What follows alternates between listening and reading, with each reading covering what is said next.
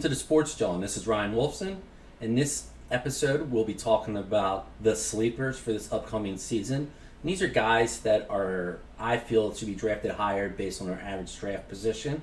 I'm going to go over 3 players from rounds 1 through 7, which are generally starters for most people. And then I'm going to go through 3 players from the double-digit rounds that, in my opinion, should be drafted in the single-digit rounds. For the single-digit rounds, I'm going to be talking about running backs specifically because generally there's a rush on running backs. Wide receivers are generally the deepest position, so I'm going to be talking about receivers in the double-digit rounds that I think could become weekly starters for you, whether you're in a 10 or 12-team league. So let's just get right into it. First running back I want to talk about is Chase Brown, Cincinnati Bengals. He's currently going in the 3rd round, which to me is too low. He's on a top 5 offense, and he's a clear-cut running back. He's not in a committee, which a lot of teams are. Last year, when he took over as the main running back, he was top 5 running back in that span.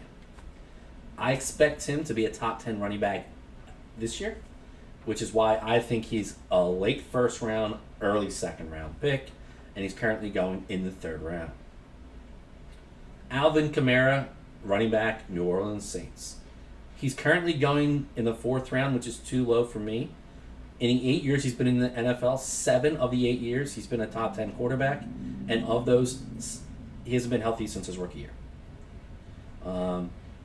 Saints might be the worst team in the league, but he's clearly their best offensive option.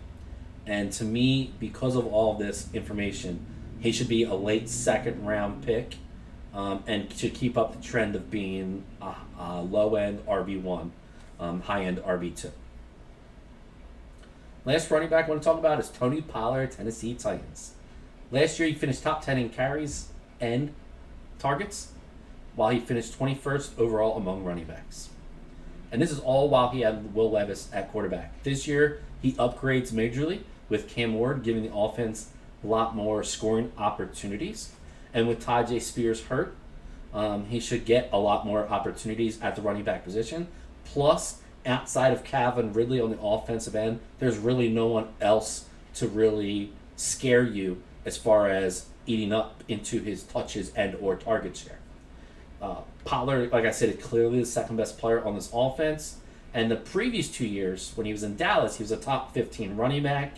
I do believe he could reach that level again this year. He's currently going in rounds 7 or 8. Here are my sleepers for rounds 10 or later, and these will, again, like I said earlier, will be wide receivers that you might be able to start at your flex positions in a 10 or 12 team league. First one is Keon Coleman, Buffalo Bills. Last year he was top 5 in average depth of target and yards per reception as a rookie. Bills drafted him high in the 2nd round. Shakir is just a slot receiver and has been hurt this preseason. And due to that, Coleman has emerged with the trust of Josh Allen. Buffalo is expecting a breakout season from him. And due to lack of production, I don't have him in my top 25. But if he's Josh Allen's number 1 guy, and they throw more than they did last year, which they very well could be, he could definitely reach the top 25. He's currently in my top 35. He's currently going in rounds 10 or 11.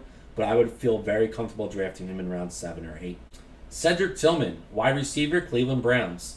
In the full games he started as a 2nd-year player last year, he was top 12 3 of those 4 games.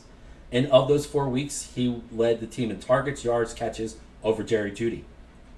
I expect the Browns to be losing a lot, aka they'll be throwing a lot. I currently have him as a top 35 wide receiver.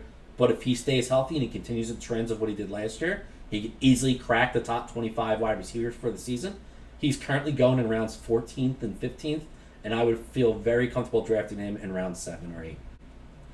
I didn't want to do a rookie, but I feel like this guy's being really, really slept on because there are so many other rookie good receivers that I mentioned. But I mentioned him in my rookie rankings. I'm going to mention him again. And that's Deontay Thornton, receiver for the Las Vegas Raiders. He has all the traits to be an elite wide receiver. He's big, he's fast, he's got good hands. And unlike the knock of him coming out of college, he can actually run routes. They just didn't allow him to run routes in Tennessee, all of the route tree that he had in Tennessee. This offense should be top 15 in offense, and they will be in a lot of close games. He's been, like I said in previous segment, he's been running with the starters alongside Jacoby Myers. I do see Myers taking a little bit of a step back and being a third passing option behind Bowers and Thornton. Thornton is currently going undrafted in most leagues. I have him as a top 35 wide receiver, and I would feel comfortable drafting him in rounds 8 or 9.